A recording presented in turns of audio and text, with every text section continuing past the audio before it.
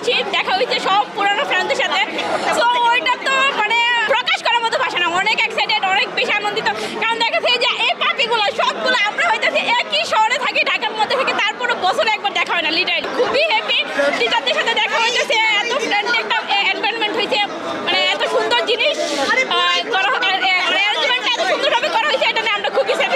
আমরা আজকে এত সুন্দর একটা আয়োজন যে হয়েছে, এত সুন্দর মানে আয়োজন করার জন্য প্রথমেই হচ্ছে আমাদের টিচার্স, তারপরে হচ্ছে আমাদের ইউনিভার্সিটির চেয়ারম্যান বলি বা হচ্ছে আমাদের ছোট ভাই বোনেরা এত সুন্দর একটা গুছানো আয়োজন করেছে, তাদেরকে অনেক অনেক ধন্যবাদ। এই আয়োজনটার মাঝখান দিয়ে কিন্তু আমরা এক হতে পারছি, অনেক ফ্রেন্ড সার্কেল আমরা দেখা করছি, তারপর ভালো লাগছে আর কি, সবাই একসাথে আছি।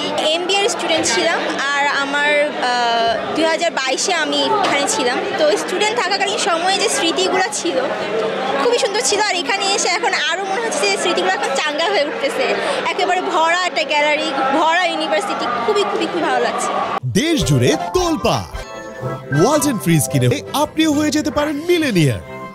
ভালো লাগছে, হচ্ছে আমি অনেক আগে ব্যাচ, অনেক আগে হচ্ছে এখান থেকে বেরিয়ে গিয়েছি, তারপরে আর আসা হয় নাই। তো আজকে এসে সব বন্ধুদের সাথে একসাথে দেখা হয়ে অবশ্যই ভালো লাগছে। এর থেকে আগে কিছু আসলে আমার কাছে বলার নাই। আমি 48 ব্যাচে, অনেকে তো সুযোগ পেয়েও আসতে পারে না, তো আমরা যে আসতে পেরেছি এটাই আমাদের জন্য অনেক বেশি। আজকের আয়োজন যাদের জন্য, সেই আমার ছাত্রছাত্রীবৃন্দ। যখন আমি আমার নিজের ক্যাম্পাসে যাই তখন আমার মনে হয় যে আমি ইউনিভার্সিটির একজন ছাত্র, খুবই বাচ্চা একটা ছেলের মতো মনে হয়। এত বয়স হয়েছে তারপরে মনে হয় না যে আমার বয়স আছে। আজকে যারা অ্যালামাইন, যারা এখানে এই ক্যাম্পাসে এসেছেন, আপনাদের তো সেই অনুভূতি হওয়ার কথা যে আমার সেই জীবনের, যে জীবনে আমি বিশ্ববিদ্যালয় জীবন পার করেছি, সেই যে কত আনন্দ, কত হাসি। জীবনের সবচেয়ে আনন্দপূর্ণ সময়টি হলো বিশ্ববিদ্যালয় জীবন।